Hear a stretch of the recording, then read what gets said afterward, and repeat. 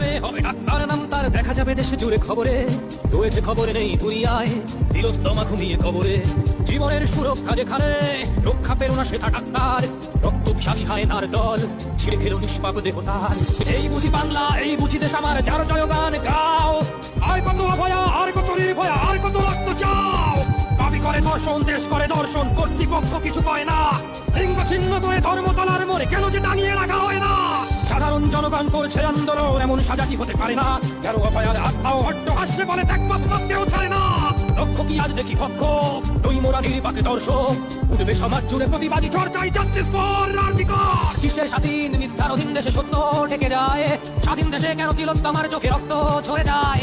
আমার মা বোন চার দেয়ালে চিৎকার করে মরে, এমন সময় চুপ করে হায় বলো কেমন করে থাকি ঘরে?